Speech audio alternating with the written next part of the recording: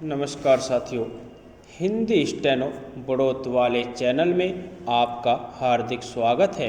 आज की डिक्टेशन रामधारी गुप्ता खंड 1 से प्रतिलेखन संख्या 69 व 70 से 100 वर्ड पर मिनट की स्पीड से होगी।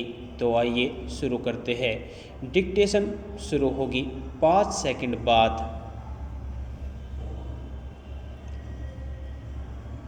स्टार्ट। उपाध्यक्ष महोदय, अगर भारत की आर्थिक व्यवस्था को हम देखें तो यह कहने में कोई त्रुटि नहीं होगी कि कृषि उसका आधार है। किसी भी देश की सामाजिक और आर्थिक स्थिति उस देश की भूमि की उत्पादन शक्ति पर निर्भर रहा करती है। यदि भूमि की उत्पादन शक्ति में कोई कमी हो जाती है तो उस देश की आर्थिक और सामाजिक स्थिति में भी कुछ परिवर्तन आरंभ हो जाता है।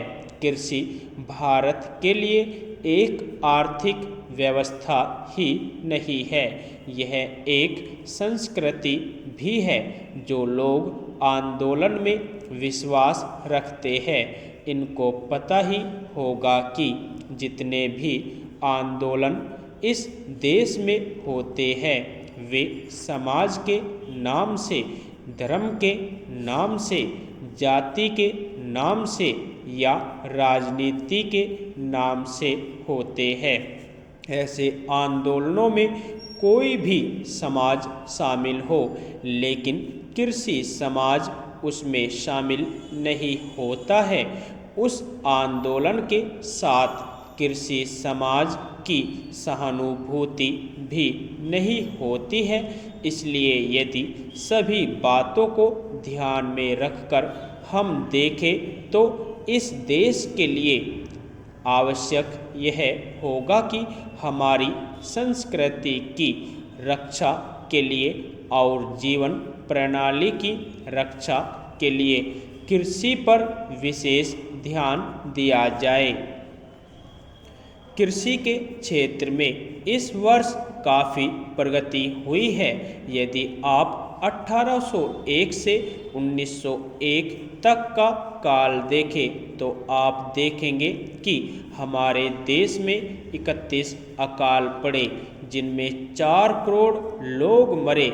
लेकिन आज हमारे खाद्य मंत्रालय ने 100 रुपये मन के भाव पर गेहूं खरीदकर एक भी आदमी को मरने नहीं दिया।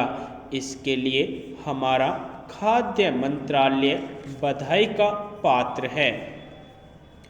एक बात मैं विशेष रूप से इस अवसर पर कहना चाहता हूँ। आजकल हम लोग मानव शक्ति पर ज़्यादा ध्यान न देकर पूंजी पर ज़्यादा निर्भर रहने की कोशिश करते हैं।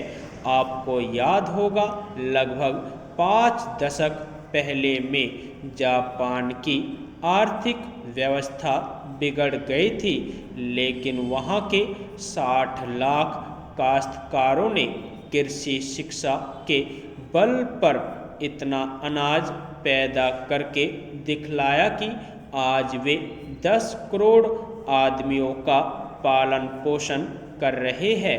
वहाँ पर 30 ऐसे विश्वविद्यालय हैं जिनमें कृषि की शिक्षा दी जाती है, जिनसे 16,000 छात्र प्रति वर्ष शिक्षा प्राप्त कर के निकलते हैं।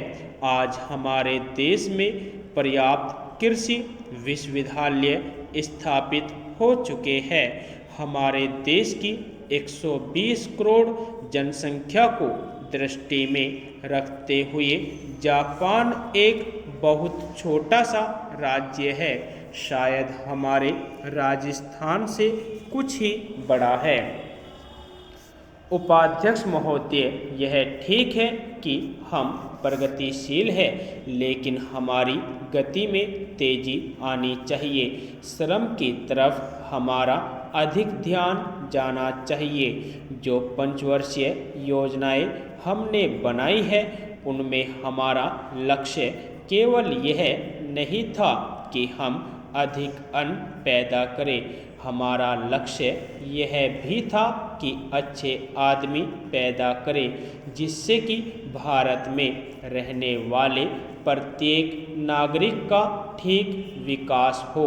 मैं इस बात से सहमत हूँ कि राज्यों में जहाँ बहुमत के आधार पर विरोधी दलों की सरकारें हैं उनको तोड़ने का अधिकार केंद्र को नहीं होना चाहिए, लेकिन फिर भी हमें स्थिति को देखते हुए भेद करना चाहिए। गुजरात की सरकार टूट गई, इसके लिए हमको अफसोस नहीं करना चाहिए। जहाँ तक इस बिल का संबंध है, मैं इसकी कमियों की तरफ आपका ध्यान दिलाना चाहता हूँ जिससे कि आपको उसे ठीक करने की प्रेरणा मिले और इसको आप ठीक करके वहाँ का काम चलाए।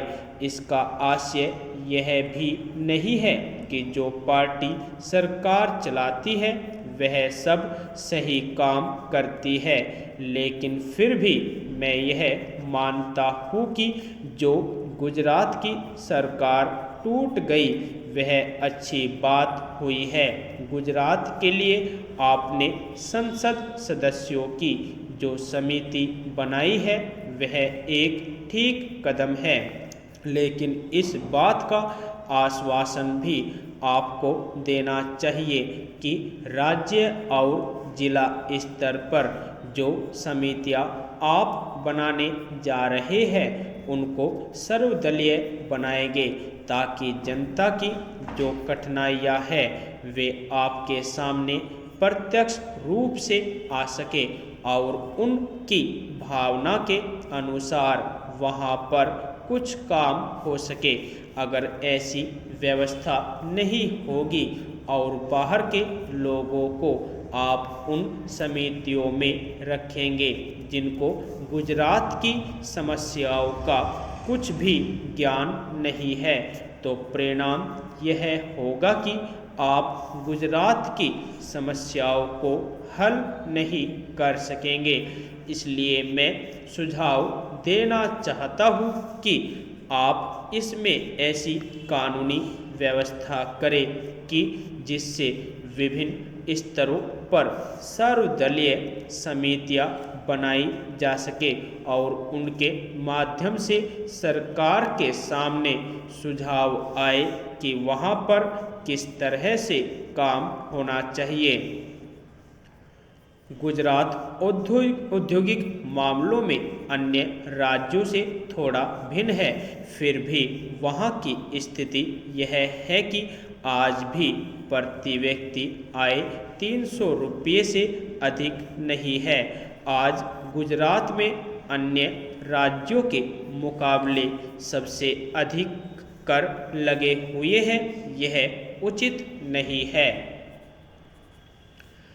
यदि आपको डिक्टेशन अच्छी लगी हो तो हमारे चैनल को सब्सक्राइब करें तथा वीडियो को लाइक व शेयर भी करें। धन्यवाद।